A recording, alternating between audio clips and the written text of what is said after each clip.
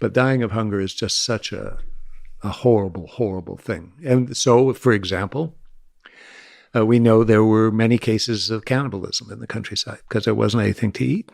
People were eating their own kids. 皆さん、こんにちは。今回皆さんにホロドモールに関連する動画を紹介します。ホロドモールは1932年から1933年にかけて、ウクライナ人が住んでいる各地域で起きた人工的な大飢饉です。このことを聞いたことがある方も多いと思いますが、なんとなく知っている方が大半ではないかと思います。今回の動画で、当時ソ連のウクライナに対して行った計画的な飢餓で1000万人以上が亡くなった歴史を紹介します。この動画は2部構成です。前半はドキュメンタリーの形で当時の状況をシンプルにわかりやすく説明をします。後半はアメリカの歴史学者ノーマン・ナイマーク博士があるインタビューでその歴史に対する説明です。ナイマーク博士はその歴史の分野を特に研究している方で、スターリンのジェノサイドという本を書いたことがあります。日本語版も発売されています。このインタビューは去年のインタビューで、その発言は今回の戦争の影響を受けていないため、バイアスがなく、一学者としてその歴史を語っています。今の国際政治に存在するいろんなことを除いて、この戦争を知るために、ウクライナとソ連の間に何が起きたのか、なぜウクライナ人は当時のソ連、そのソ連の主体を引き継いだロシアに警戒心を持っているのか、などを知る必要があります。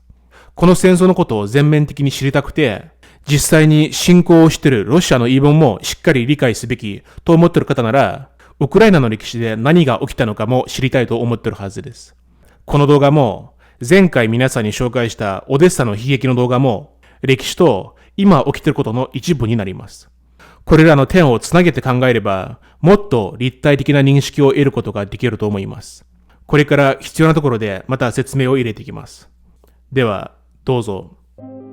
On 30 December 1922, a new state was born that united hundreds of nations and cultures by means of military interventions and revolution. The Union of Soviet Socialist Republics, USSR. Another name for this union was the prison of the nations. Communism became a new policy, the new ideology, religion, and culture of this new state, its past and present. And in the meantime, it became an excuse to kill millions of people. As part of its economic policy, the newly formed state set a course for collectivization. Presented as creating heaven on earth, in reality, it turned into a forced organization of private individual farmers into collective farms owned by the state. In a utopian world, this was meant to become a voluntary surrender of people's own land and cattle. People were supposed to pass all that property on to the state, to work collectively every day, and then to distribute the produce among everyone who was working, according to the level of their contribution. The slogan was, "The one who does not work does not eat." But the real motivation of the Soviet regime was to rob and destroy Ukrainian villages. For farmers, their land and its cultivation were the foundation for their well-being. Their families' prosperity depended on that. To surrender their land was to surrender the confidence in their own future and their identity. This meant giving away everything they earned through their hard work over several decades, giving it away to the state, whose values and ideology were completely alien. And as a reward, people would be allowed to exchange their recorded working days for miserable food rations at the end of each year. Nearly 9 out of 10 Ukrainians lived in villages in those days. Most of them owned farms. They were not very enthusiastic about no longer being independent farm workers, but turning into slaves, who would be working for food instead. So in the early 1930s, there were over 4,000 protests of Ukrainian farmers against such an initiative from the state.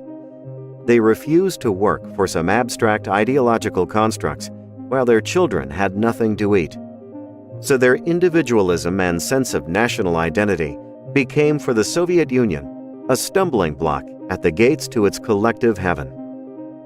That's why, by 1932, an unrealistic grain procurement plan was set for Ukraine, imposing a quota of 356 million poods of grain, one pud is roughly 16.38 kilograms.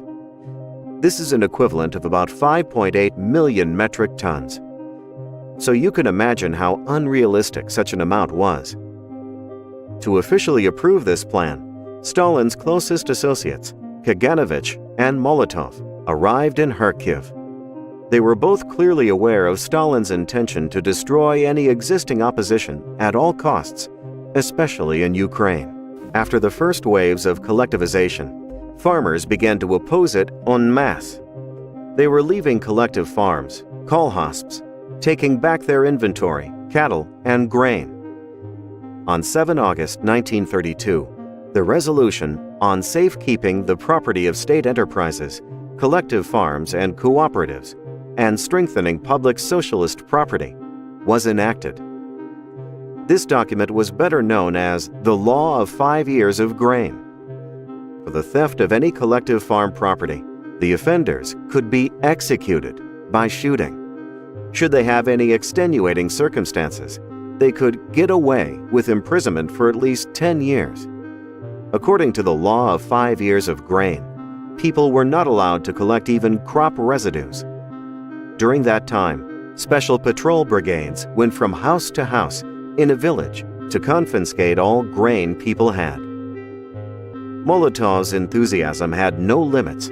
By 18 November 1932, he introduced blacklists, so-called black boards. If a village entered such a list, it would become surrounded by the army units, blocking entry into or exit from the village, taking away all essential goods from shops such as salt, matches, paraffin, and confiscating any food. In other words, it was a siege in which people would slowly starve to death. The only territories where such a regime was introduced were Ukraine and Kuban, the territories mostly populated by Ukrainians. The resolution of the Central Committee of the All-Union Communist Party, Bolsheviks, and the Council of People's Commissars of the USSR, signed by Stalin and Molotov, isolated Ukrainians by preventing them from leaving the Ukrainian SSR and Kuban to get any grain. During the spring and early summer of 1933, the highest rates of mortality were observed among the local population. Nothing like this was done to any other administrative region or Soviet republic.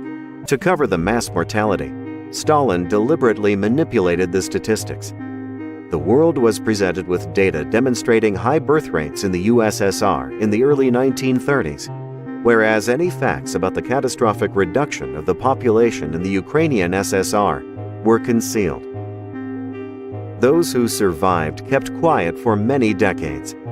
Otherwise, they would risk their own safety and the safety of their families and friends.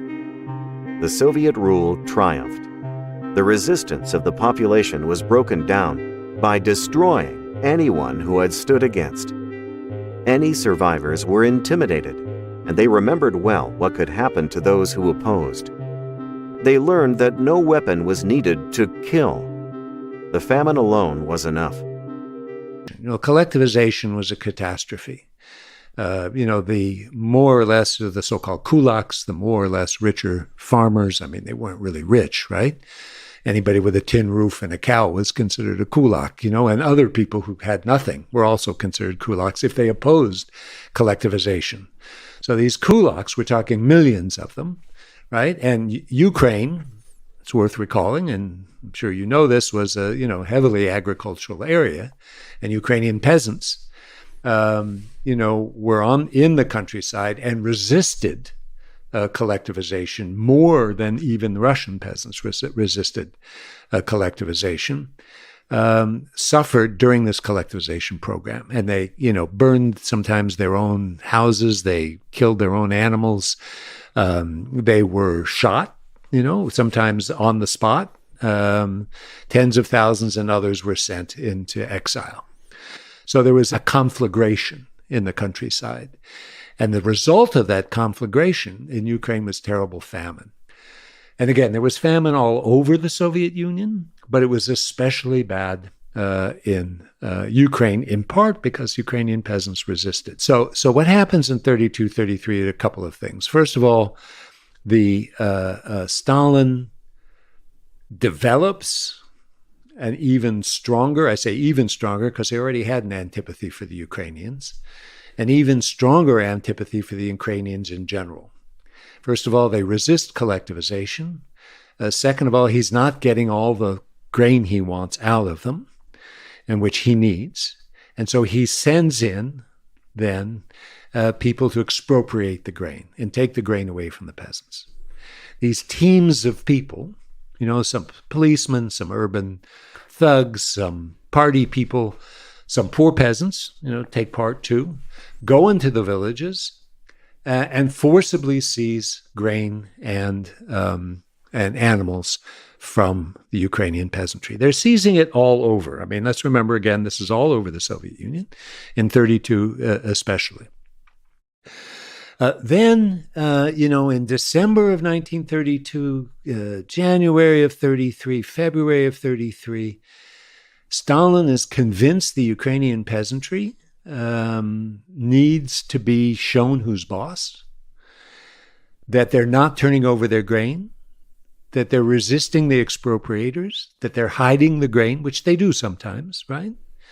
That they're basically not loyal to the Soviet Union, that they're acting like traitors, that they're ready, and he says this, to, I think it's Kaganovich, he says it too, they're ready to kind of pull out of the Soviet Union and join Poland. I mean, he thinks Poland is, out to get Ukraine. And so he's going to then essentially break the back of these peasantry. And the way he breaks their back is by going through another expropriation program, which is not done in the rest of the Soviet Union. So he's taking away everything they have. Everything they have. There are new laws introduced where they will actually punish people, including kids, with death if they steal any grain. If they take anything from the fields. So, you can shoot anybody, who is looking for food. And then he introduces measures in Ukraine which are not introduced into the rest of the Soviet Union. For example, Ukrainian peasantry are not allowed to leave their villages anymore.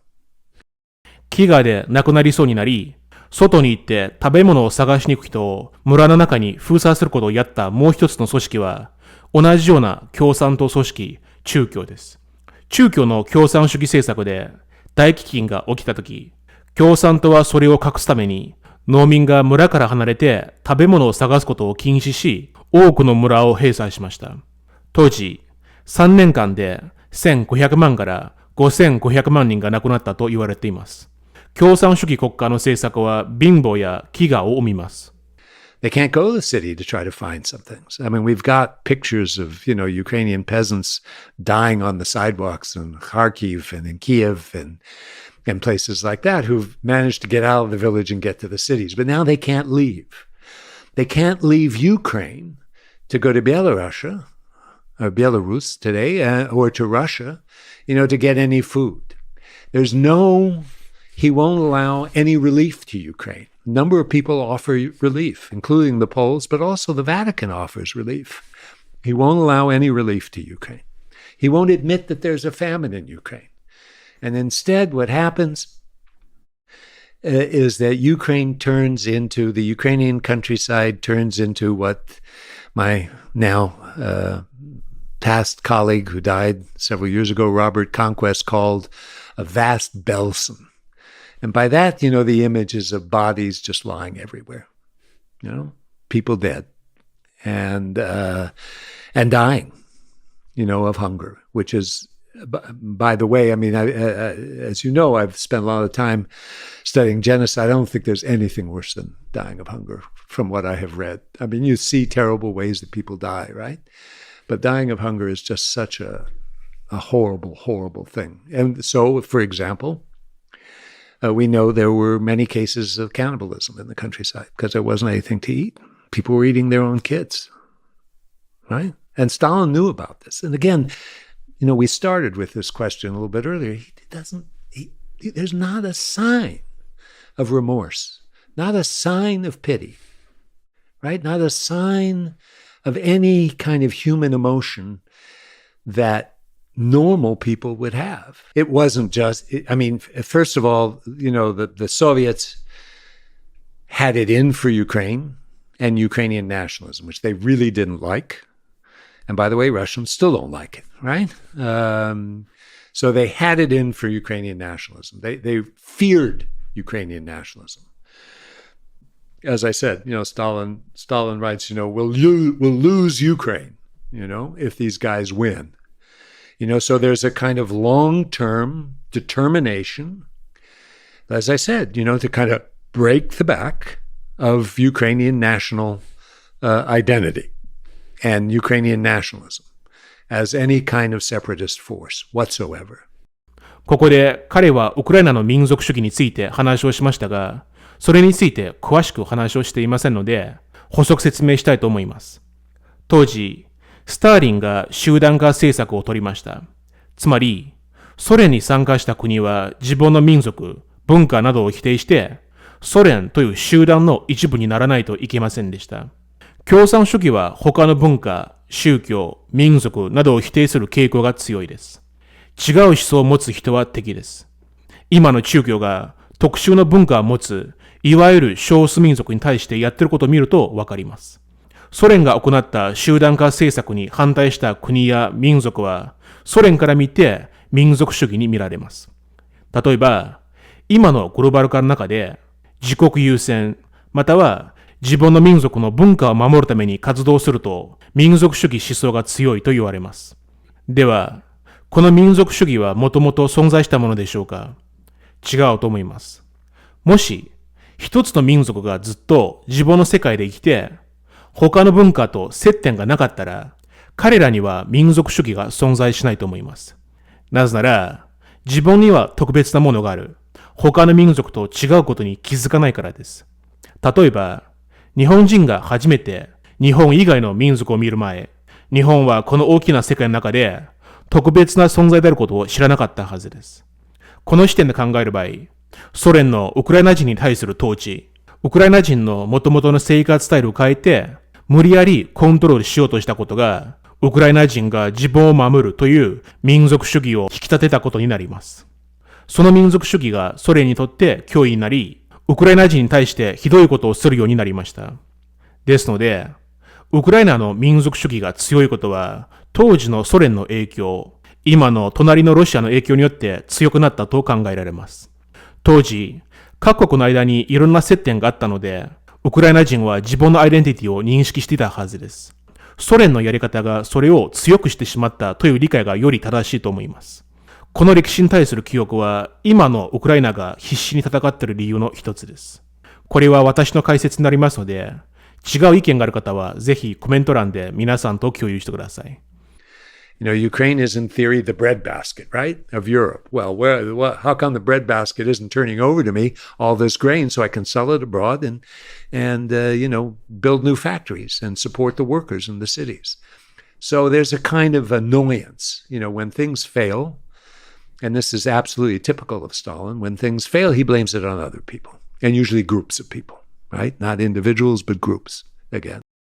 これからもこのような話をしてきますので、ご興味がある方はぜひフォロー、コメント、拡散をお願いします。また、このチャンネルを応援していただける方はぜひメンバーシップもご検討ください。